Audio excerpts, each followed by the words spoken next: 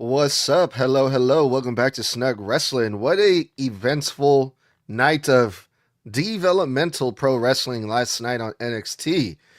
They're 2 weeks away from the Great American Bash, so things are happening here.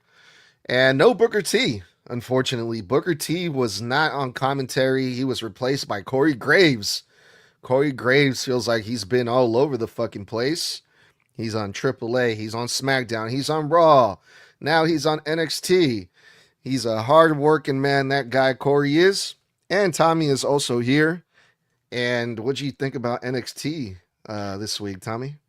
NXT is, of course, chaotic as always, but I will have one thing to say when we get to the opening segment because Stone, you are predictable as all hell, clearly, but still. But the show itself was decent. It had its ups, had its downs. Let's get into it. They made it into something so predictable because when I was watching it, this opening segment, it didn't feel predictable at all. I was not sure what they were doing, what was the point of this, because, okay, they start off the show with Zarya, the new North American champion. She just won it last week, right? And it's like, oh, okay, let's hear what she has to say. And Zarya starts cutting the heel promo, telling the fans, like, I did this all on my own. I didn't need anyone. I didn't need Sol Ruka. I fucking, I did this thing. And even though she was cutting the heel promo, she was still getting cheered. They're like, yeah, she's telling us off. This is great. But that's just how much people love Zarya, right? And then she gets interrupted by Kaylani Jordan. And I'm like, well, that doesn't really make sense. Kaylani Jordan is in the main title scene, right? With Lola Vice, Kendall Gray. What is going on? Then Kendall Gray comes out. And then this segment went from the North American title scene very quickly to the main women's title scene. And I'm like, what the hell is happening here? They're not going to make Kendall Gray go after Zarya. She's going after Lola. They're not going to make, and then Lola Vice comes out, and then Stone comes out, and it's like, yeah, we know all four of us are here, so we're going to have a tag match. So the women basically made their own main event tag team match here, which I thought was funny, but I wasn't expecting this at all, to be honest. Maybe I was just overthinking. Yeah, I found it very interesting that Lola was very clearly annoyed by the end of it. It's like, yeah, we know. Me and Kendall versus Zarya and Kalani in a tag match tonight. Yeah. Like her doing that, it made so much sense because at that point, it kind of seems like whenever a problem like this arises, that's his immediate response is, hey, this will be our main event. There'll be a tag match between you four. And this is not the first time it's happened between these four. Or a combination of maybe one of them being subbed out, but still, this is not the first time he's done this. So it was very, very clear that Lola's response was, yeah, we know exactly where this is going to go. You don't even have to say it. Yeah, like we already know. It's like classic WWE booking, right? It's like the opening segment usually sets up the main event for that night, right? But I guess the only thing that I was thinking is like I thought it was great that Zarya is getting mixed up with the women in the top title scene, And I was like, yes, because that's what I want to see. I want to see Zarya up there with the main title. Yes, it's cool. She won the North American Championship finally, but Zarya, I feel like she's one of the top women on NXT. But how did you feel about seeing Zarya mixed up with all three of those women? I mean, Zarya is 100% in that main title scene. She absolutely is. Overall, she has been hiding behind Sol for so long that she's been in Sol's shadow this entire time. She talked about it during her promo, how she was there being on the side of Sol no matter what. And she kept getting overlooked. They kept talking about Tatum, Kalani, Lola, Sol. Not once did anyone talk about Zarya, and that was the entire point of her promo, was the fact that she has been looked over this entire time. No one looks at her like she is a dominant threat, and she Yeah. 100% is. Yeah. Yeah, for sure. It quickly turned into like Kaylani Jordan made it about herself, and then Kendall Gray made it about herself, and then Lola Vice made it about herself, and it was like, what? We're here to hear from Zarya. I thought that was the point, but anyway, we'll talk about the women's tag team match later on. Because they're on the road to the Great American Bash, Tommy, we had the first match was a number one contenders match for the men's North American Championship for Miles Bourne's championship. And we had our good friend Tavion Heights, friend of the show, versus another friend of the show, Jackson Drake, our boy Jackson Drake. They had a good match. I mean, these two guys are really young and athletic. Tavion Heights was overpowering the slightly smaller Jackson Drake. And man, Tavion Heights won, which means we're going to get Tavion Heights versus Miles Bourne at the Great American Bash for the North American Championship. I was kind of going for Jackson Drake there for a bit, Tommy. They try to do the classic spot. You know, the way that Jackson Drake has been winning all of his matches lately was with the help of, remind me her name, Lockwood, right? Yeah.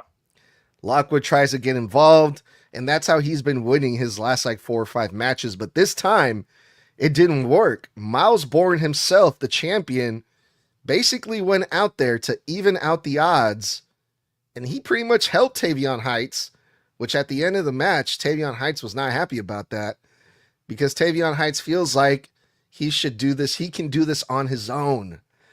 What did you think of the result, Tommy? How do you feel about that, man?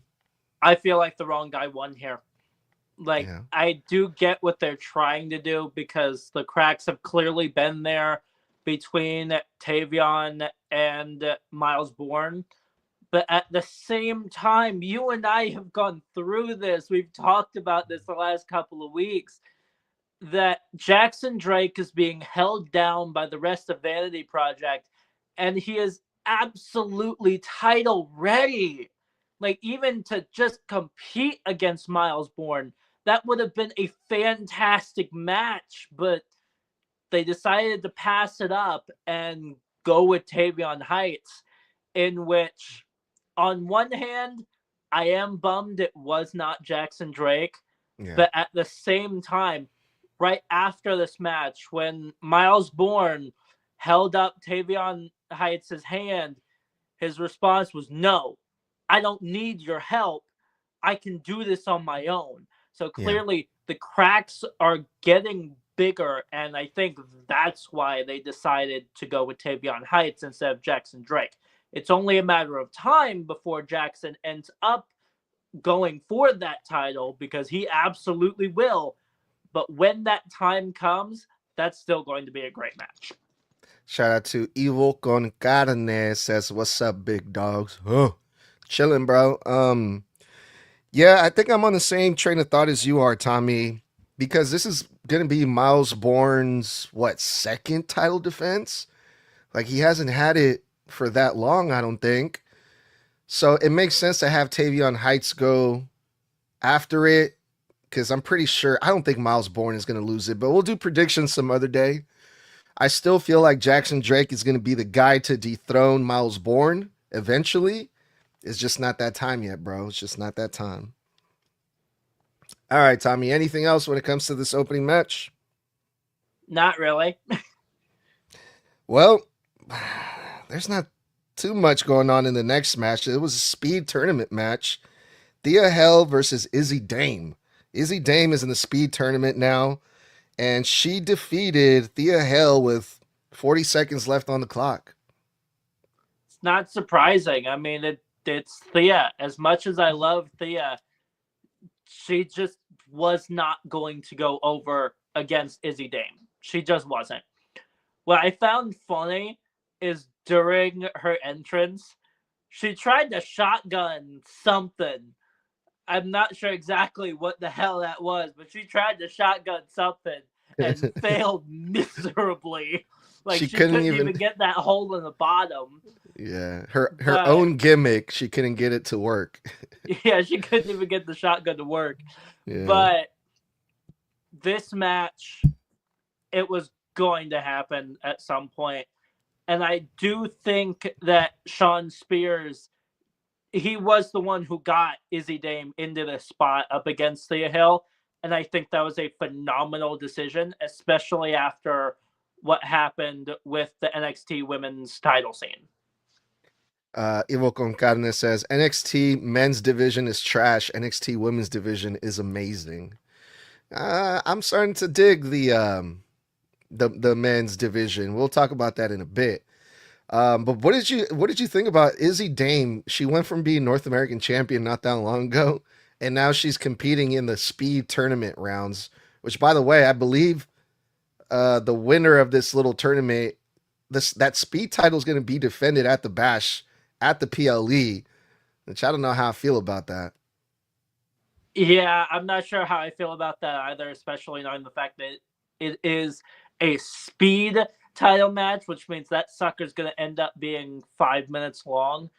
And I don't feel like an NXT PLE is the right spot for a speed title defense. But Yeah, it does also explain why there were two speed qualifiers tonight or hmm last night. yeah, and Ren Sinclair hasn't even been cleared yet, and she's talking about defending her championship at the Bash. Girl, what are you thinking? Well, she did go and attempt to get the clearance. We never really got an update on it. Like, Yeah. we know that she went and said, hey, I'm going to go and get this clearance, make sure I'm completely cleared for the Bash. But then we never hear about it again. All right, let's get into the men's division now, Tommy. Did you watch the video package with Naraku and Tony D'Angelo? I did, and I found it very, very interesting that Naraku's signature was not on the contract when Yeah. he handed it to Tony D'Angelo. It's just there. His signature is nowhere to be seen. He expected Tony D'Angelo to sign it first. And he What was the said that Yeah. next week there will be a conversation between the two of them again. What I do love as well is the fact that Evil's storyline and Tony D'Angelo's storyline, at least with their past, they're basically the same. They had Yeah. this massive family with them that helped them win every step of the way. And now they are a man without a family. It is Yeah. now just Tony D'Angelo against Naraku Right. with no help whatsoever. Yeah, I didn't understand the point of Naraku making Tony D'Angelo wait to sign the contract until next week. I mean, Tony D'Angelo already signed it. It's not like he can add more things to the contract. So I didn't really understand that. Maybe he's just, I don't know, mind games. But I surprisingly liked this video package as well for that same reason. Now, usually the NXT video packages and the backstage segments are a little goofy sometimes, a lot of the times. But this one was good because of what was said. You know, people like me and you who aren't we're not really familiar with Evil when he was in New Japan, right? So they explained that wonderfully. They gave Naraku a new, I guess, a new appearance, a new look. Like Tony D'Angelo put him over, and now he feels more like a threat to Tony D'Angelo. Like I know who you are, I know where you're from, I know what you're about, and they explain that, and it's like, oh shit, okay. So it definitely made the match more interesting, at least for me. Although it was a little goofy that they were meeting at some public park somewhere in the middle of the night, and it's just like, how? Why did? How did Tony D'Angelo be like, hey, I'm gonna come meet you at this park in the middle of the night for no fucking? I don't know, but what they actually said, the point of the video package, I thought I thought it got the point across. Yeah, it definitely got the point across. I am also confused about the fact that it was randomly in the middle of nowhere. But then again, when Tony D'Angelo walked up, it had like a Japanese looking arch, which also does explain that because of Naraku and his past and his connection to New Japan and that whole country. And the fact that Tony D'Angelo brought that up, it's like, hey, I know you're in Japan. You had this family behind you. And now, not only are you a man without a family, but while you were in New Japan, your entire thing was to disgrace everything involving the Japanese culture. And I love the fact that Tony D'Angelo called that out. Yeah, for sure. I still thought it was kind of weird that knowing all of that, Tony D'Angelo said, "Yeah, I'm gonna go meet my opponent in the middle of the night in some random park, and I'm just gonna show up by myself, and I'm gonna be fine." Like, bro, okay. No, But that anyway, just screams, I'm about to get jumped. yeah, I would have been like, "Fuck you, the fuck, I'm not going." But anyway, that's just me. Um, what did we have next? Oh yeah, Jaida Parker versus Nattie. All right, right off the bat, Tommy, I got to say this was match of the night for me for so many reasons. Right, Nattie, it's good that she's on NXT, and they've been building up this match for a few weeks now.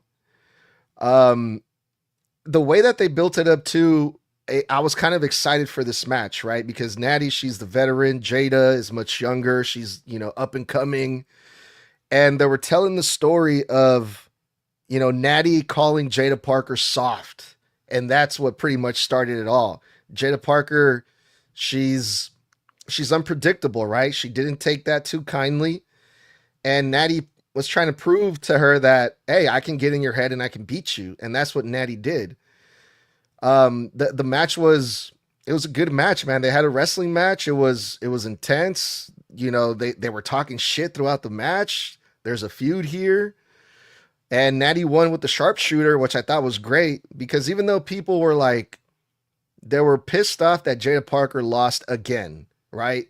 And I saw the internet and they were saying, oh, the WWE is burying Jaida Parker. No, they're not burying Jaida Parker because those are the same people that were complaining that Nattie never wins anything. So Nattie wins, and it's like, man, fuck Nattie. But because Jaida Parker, the NXT fans love her so much. Nattie was able to get heat on Jaida Parker. They were booing Nattie. And the dynamic was just amazing. Like this version of Nattie, I like seeing her. And like compared to when Nattie was feuding with like Maxine Dupree, nobody gave a fuck about that. But Nattie versus Jaida Parker, now that's a feud, right? So no, they're not burying Jaida Parker. They actually proved that Jaida Parker can hang with the veterans, with the top women. She can have a feud with them. She can have a good match with them. She can sell you on some fucking wrestling matches. Like they're doing amazing with Jaida Parker. I thought this was fucking great, Tommy. But what did you think? Yeah, for the people saying that, oh, they're just burying Jaida Parker, I'm sorry, did we watch the same fucking match here? Because last I checked with this match, Jaida Parker just took Natalya to her fucking limit. Completely. Took her to the edge. So I don't know why the hell people are saying, oh, they're burying Jaida Parker. No, the hell they're not. They legitimately just showed that she can go toe to toe and take a heart to her limit. Like, this is the same girl who is connected to the Hart family, to Bret Hart, all of that, those legends. She is a absolute soon to be Hall of Famer in herself. And you're telling me that Jaida Parker is getting buried? No, the hell she's not at all. Yeah, sure, she lost once to the sharpshooter. Great. How is that a problem? You're telling me that Jaida Parker got this damn close to beating Natalya. And y'all are over here complaining, saying she's getting buried? Yeah. She's not at all. Yeah, I think those are the people that only saw the results online. They didn't see the feud. They didn't see the build up. I don't think they saw the match because the match was fucking great. And I hope they run it back. Like if this match was at the American Bash, it would have been even probably match of the night at the Bash, if I'm being honest. So I hope that this is just the beginning of a feud between them two. I want to see them run it back for sure. I'm definitely with you. Like these two clearly work, and the build up to this match, not only Nattie calling her soft, but the fact that Jaida Parker attacked her at the dungeon, went up to her and said, "Hey, I don't give a shit if it's your damn birthday. You and I are talking." Like the fact that Jaida Parker has that amount of gut to stand up and talk down to Natalya, that proves that she's clearly got something in her. Yeah. And just the fact that Jada is over and she's still going to be over. The NXT Performance Center loves Jada Parker. And it just puts more heat on Natty because of how much they love Jada. So, yeah, man, this was lovely. This was absolutely amazing, I thought. And then we had another NXT tournament match, Speed tournament match. Ariana Grace versus Layla Diggs. Ariana Grace wins and she advances, and she's going to be facing Izzy Dame in the finals for the Speed tournament. And the winner is going to face Ren Sinclair at the Great American Bash. Yeah, this result was not surprising. I don't really have much thoughts about it, only because of the fact that there was no possible way. We knew from the beginning who was winning this match, because there's no way that they were going to put someone from Evolve into the finals of this tournament. They just weren't. Fair enough.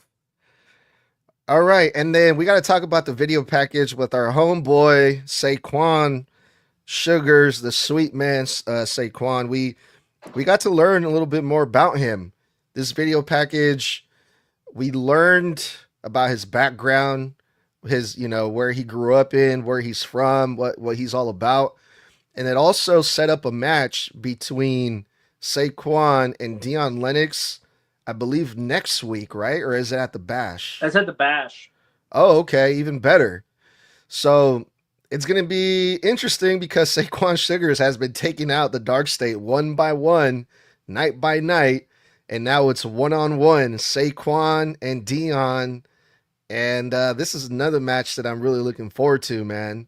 I hope our boy Saquon gets the win.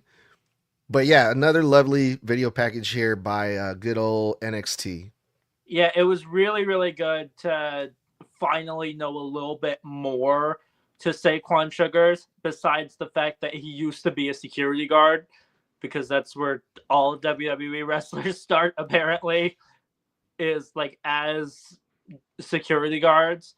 Because it was the same way with MJF and AEWs. He was somebody leading Samoa Joe into the ring for a bit before he got into the ring. But to know a little bit more about Saquon Sugars, where he came from, the fact that he was from a very rough spot where he couldn't even go to a damn gas station in the wrong spot without there being problems. So to know more about that and know more about him and how he was in the past, it felt right with that. And this lead up to the Bash, I cannot wait for this match because I know this sucker's going to be brutal. Is it going to be a gimmick match, did they say? Well, they still got time if they haven't announced it yet, right? Yeah, I don't think they announced it as a gimmick match. I think it was just a regular one-on-one. I feel like this match needs to have a stipulation, no? As much as I hate to say it, maybe a street fight. Yeah. That makes sense because Saquon has been attacking them with the bat. So, I mean, they're telling that story right there involving weapons. So, we'll see. I'm pretty sure they'll do something like that. In due time, Tommy, in due time. All right, and then the main event of the women's tag team match, Kaylani and Zarya versus Kendall Gray and Lola Vice. They went like 15 minutes in this main event, all four of these women. And I like the fact that Zarya, she's being mixed up in the main event title scene. However, I didn't like the fact that she was the one that ate the pin. I understand that you can't beat Kendall Gray right now because she's the number one contender. But Zarya's your North American champion. She just won it. Why would Lola Vice pin Zarya? I don't know, man. I thought that was really interesting, but the baby faces, quote unquote, Kendall Gray and Lola Vice got the win on the main event. Yeah, Zarya was not the one I thought was going to be pinned. As I was watching this match, I'm like, well, I think I know who's going to get pinned. Because you can't pin Lola Vice because she's the NXT champion. You can't pin Kendall Gray because she's the number one contender for the North American champion, not North American, for the NXT title from Lola Vice. And then I completely thought it was going to be Kalani Jordan that got pinned because of the fact that Zarya just got that North American title. So why the hell is she getting pinned? But then again, knowing who decided to pop up, suddenly it makes a little bit more sense because Zarya got a little bit distracted because just like a jack in the box, Tatum Paxley decided to pop her way back up. So with that, I'm not surprised anymore by it. And honestly, I'm confused because I thought Tatum Paxley was going to be called up. I thought she was saying her goodbyes and all of that. And now she's over here distracting Zarya and then after the match attacking Zarya. So what the hell's going on here? Is she getting called up? Is she still sticking with NXT right now? What the hell's happening? I completely forgot about that. You're right. Because the final thought that I had after this main event was, well, the story between Zarya and Tatum Paxley continues unless it could be Tatum Paxley might do one more job for Zarya before Tatum Paxley gets called up, kind of the same way that Sol Ruka did. Yeah, I could see that overall. Do one more match between the two of them, put Zarya over even more. Then again, I don't think she needs to be put over another time, though. Why not? Because she's already massive. I mean, look at the promo from the beginning of the show. How she was trying to be all heelish and all of that. And the crowd was completely behind her. Like, I don't think she needs anything else from Tatum. Yeah, but then who else do you put versus Zarya right now besides Tatum? Maybe fucking use Nikita Lyons for once? Yeah. I mean, that would be, I don't know if I want to see that. I mean, Izzy Dame was in that title scene, but they have her in the speed title division now. Let's go down. Let's go down the NXT roster real quick because now I want to see who we might see face Zarya next for the North American title. I think this is fun. Every time we get a new champion, we usually do this. So let me see. NXT. I mean, there are a lot of that NXT just doesn't use that they still have on their roster. All right, let's see. Let's play the guessing game here. I said women's, motherfucker. Oh, here we go. Okay. Ariana Grace and Izzy Dame are in the speed title. Where the hell has Kelly Armstrong been? That would be a dope ass match. Oh, that would be a massive match there. So, like, I would love to see that, especially with how they've been using her, making her look like this massive beast. Having her go up against Zarya, I wouldn't mind that. Lizzie Rain, we've seen that already, but it wasn't for the championship. That would be cool to see again, maybe. I don't think Lizzie at this point. Thea Hell, she never got a crack at it ever since she accidentally won it from Blake Monroe. I don't think she's a threat to Zarya, though. Not right now. No. Micah Lockwood would be a crazy matchup for Zarya. We haven't even seen her wrestle yet. Yeah, she has just been the one behind Jackson Drake. I wouldn't mind having her first match being up against Zarya. I mean, you're looking at this massive woman with Lockwood going up against Zarya, someone who also has been shown to be a beast, like taking up the Brock Lesnar's F5. Like, I wouldn't Yeah. mind that. Yeah, I think they're gonna have to use one of like the background, I don't want to say background, but one of like the mid card girls like Carmen Petrovich or even Nikita Lyons, because Zarya, if it's going to be her first title defense, her first feud, I don't think it could be versus Lockwood. Um, maybe Wendy Chu, but she's an Evolve champion, huh? Yeah, she's been stuck in Evolve, and that's the problem. Wendy Chu was up on NXT for a bit, and then Evolve got started up, and she's just been stuck down there. Wendy Chu was doing that silly pajama pants gimmick, right? Where she would be sleepy all the time. Was that her?